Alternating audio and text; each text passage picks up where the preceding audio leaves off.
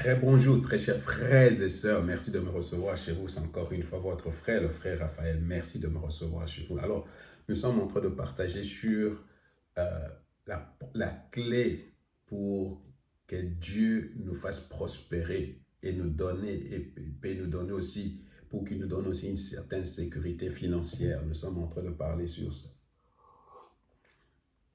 Alors hier, j'ai dit pourquoi il y a beaucoup de manques dans l'Église ou même chez beaucoup de chrétiens. Je dis hier que c'est le capitalisme. C'est l'idée que tout m'appartient parce que moi j'ai travaillé pour ça. Tout m'appartient parce que j'ai euh, j'ai les droits de propriété. Tout m'appartient. Alors que quelqu'un, un chrétien, vraiment qui veut recevoir la prospérité qui vient de Dieu, il dit quelque chose. Tout n'est pas pour lui. Tout ce qu'il reçoit, ce n'est pas pour lui. Alors il faut répéter avec moi ceci. Tout ce que moi je reçois, ce n'est pas pour lui, pour moi. Il y a une partie pour moi, il y a une partie pour Dieu. Alors il faut savoir, il y a pour moi et il y a pour Dieu. Alors ça, c'est un petit principe simple qui va t'amener loin. Si tu reçois 10 euros, je ne sais pas, 10 dollars, 10 francs, ou je ne sais pas, 9 sont pour toi, un est pour Dieu. Alors si tu résous déjà ce problème de cupidité, tu résous déjà le problème du capitalisme, c'est mon argent et j'en fais ce que je veux. Autrement, tous les 10 t'appartiennent et tu en fais tout ce que tu veux, alors tu es en train de bloquer ta prospérité. La prospérité qui vient de Dieu. Vous comprenez? C'est très simple que ça. Hein? Alors aujourd'hui, je vais vous parler, c'est pourquoi le capitalisme et sa mentalité dans l'Église est en train de détruire l'Église. Il faut savoir que nous sommes chrétiens et nous nous dirigeons pas par un système capitaliste, communiste ou de non-alignés, mais nous nous conduisons par rapport au système du ciel, les lois du ciel, la culture du ciel.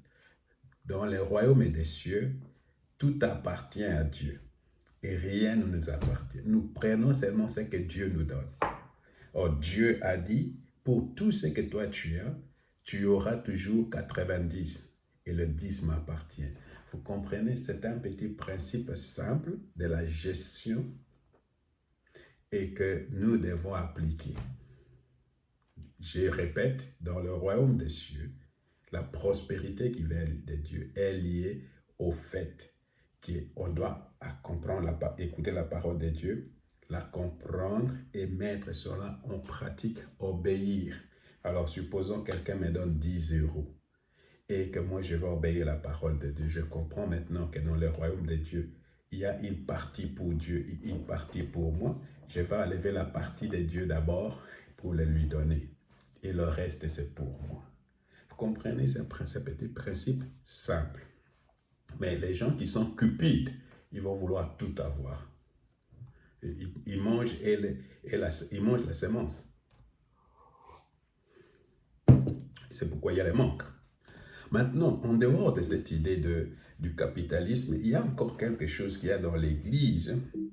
Je pense que les gens moi-même, j'avais appris cela. Et c'est quelque chose comme quoi l'argent est mauvais. C'est comme si l'argent est mauvais. Quel grand mensonge. L'argent est mauvais. On va voir si l'argent est mauvais. Pourquoi nous travaillons beaucoup pour l'argent? Ok, ça c'est seulement une question de logique. L'argent est mauvais. Alors, je vais dire d'entrée, l'argent n'est pas mauvais. Il n'y a pas de problème avec l'argent. C'est un papier comme tout autre papier. Un papier de valeur peut-être, mais c'est un papier comme tout autre papier. Mais c'est ce qu'on en fait qui est un problème. Qu'est-ce que je fais de l'argent que j'ai? Quel est le pouvoir que l'argent a dans ma vie? Alors la Bible dit ceci. Car là où est ton trésor, Matthieu chapitre 6, verset 21, car là où est ton trésor, là aussi sera ton cœur. C'est là où vient le problème. Tu sais, si c'est à Dieu, si tu résous ces problèmes-là, des trésors, de là où ton cœur est-ce qu'il est chez Dieu, complètement chez Dieu, ou il est seulement une partie chez Dieu, ou il est complètement dans la richesse, qu'est-ce que tu trouves ta sécurité? Les problèmes de sécurité, parce que l'argent confère une certaine sécurité. L'argent nous donne un certain pouvoir. Comprenez? Alors, si tu résous ces problèmes, c'est déjà un bon pas. Alors, la Bible dit maintenant, nul ne peut servir deux maîtres, car où il haïra l'un et aimera l'autre, ou il s'attachera à l'un et méprisera l'autre. Vous ne pouvez pas servir Dieu et Mammon. Alors, moi, je dois commencer par dire, c'est qu'un homme de Dieu que moi je respecte beaucoup m'a dit, d'abord, en général, quand j'ai commencé à servir Dieu ou quand je suis devenu chrétien, alors les gens nous disaient, il faut faire très attention à trois choses. La première chose, il faut faire attention à l'argent. La deuxième chose, il faut faire attention aux femmes. Et la troisième, il faut faire attention au pouvoir. Pourquoi? Parce que ces trois choses-là corrompent toujours les ministères. Ce qui m'a conduit à beaucoup de gens aussi à déduire que l'argent, c'est une mauvaise chose. Pourquoi? Parce que ça peut te conduire à t'éloigner de Dieu.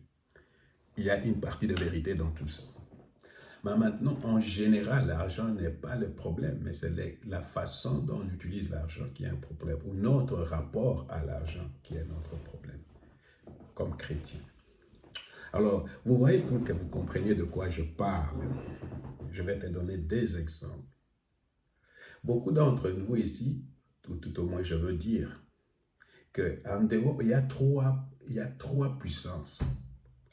Ok, ça c'est Raphaël, la Bible, mais ça c'est mon analyse personnelle. Il y a d'abord Dieu, Jésus et le Saint-Esprit. Il y a le diable qui règne sur cette terre et l'argent. L'argent a autant de pouvoir que Jésus, autant de pouvoir que le diable. L'argent sur les gens. Alors tu vas te dire, frère, peut-être tu exagères.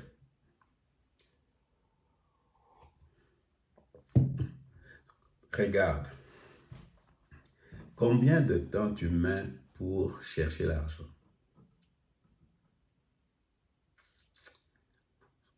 Ok, je ne sais pas à Kinshasa, mais ici, tu vas sortir le matin, tu vas aller travailler, tu rentres à 18h. Tu sors à 5h ou à 4h du matin. Tu rentres à quelle heure? 18h. Pour faire quoi? Travailler et chercher l'argent. Ça, c'est un pouvoir. L'argent exerce beaucoup de pouvoir sur toi. Alors que si on te demande et tu es concentré, tu n'as aucun problème. Et si on te demande de prendre 1 heure seulement de prière, il y en a qui vont dormir. Si on te demande de prendre 15 minutes pour lire la Bible, il y en a qui vont dormir. Si je te demande seulement d'écouter seulement oh Dieu, ça c'est le Saint-Esprit qui me donne cet exemple. Cette vidéo ici que je suis en train de faire, regarde comme là, tu as l'argent, tu peux écouter cette vidéo jusqu'au bout. Mais il y en a qui vont dire non, j'ai pas de méga, j'ai pas de l'argent, je dois économiser. Vous comprenez? Alors, l'argent exerce beaucoup plus de pouvoir sur nous que le Saint-Esprit, beaucoup plus d'autorité sur nous que Jésus-Christ, beaucoup plus d'autorité pour nous, sur nous que Dieu. Alors ça, c'est un exemple simple. Je te donne encore un autre exemple. Normalement, comment l'argent a un pouvoir sur beaucoup de gens. Personne ne connaît combien d'argent tu as.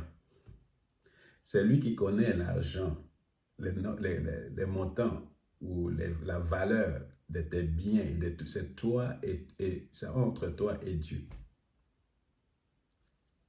Et pourtant, tu n'as pas, même pour donner, tu n'en parles pas à quelqu'un d'autre. Pourquoi tu n'en parles pas à quelqu'un d'autre? Parce que c'est quelque chose que tu veux cacher, c'est quelque chose que tu veux vraiment garder pour toi-même. Alors, l'argent exerce un pouvoir énorme sur nous. C'est pour cette raison, quand nous on donne à Dieu, souvent, Dieu sait que nous sommes en train de mentir. Alors, l'argent fait de nous de quoi? Des hypocrites. Alors, vous voyez, c'est pourquoi cet homme de Dieu m'a conseillé. Si tu veux vraiment servir Dieu, d'abord, il faut devenir libre de l'emprise de maman. Il faut devenir libre de l'emprise. Je ne dis pas de l'amour, de l'emprise, l'autorité que maman exerce sur moi. Donc, si moi je travaille 8 heures, je dois donner au moins du temps à Dieu. Supposons, il y a 24 heures par jour. Et tu vas travailler pour l'argent. Pour l'argent, tu travailles 8 heures, 9 heures. Et tu donnes à Dieu combien d'heures? Alors que tu pouvais donner de tout cela, tu peux donner à Dieu seulement 1 heure, mais tu n'arrives pas. Alors, si tu veux être libre de ces moments-là, tu dois donner à Dieu au moins 1 heure. Vous comprenez?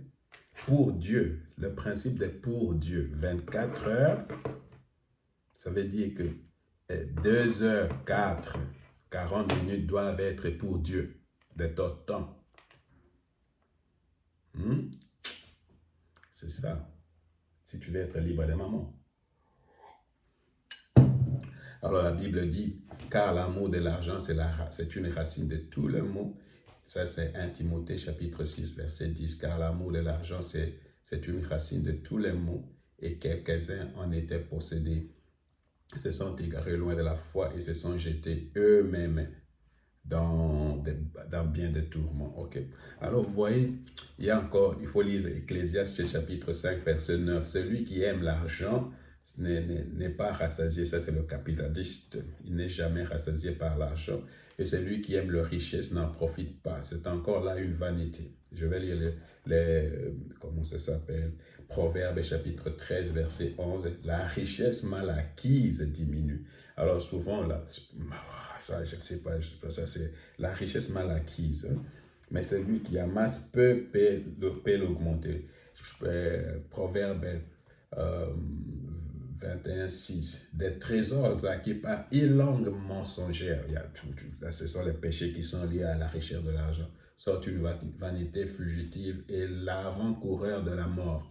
Alors frère, ma soeur, mon frère, il faut devenir, l'argent en soi, ce n'est pas un problème, mais le pouvoir que l'argent exerce sur nos vies. Nous, comme chrétiens, on doit être complètement libre de tout autre pouvoir.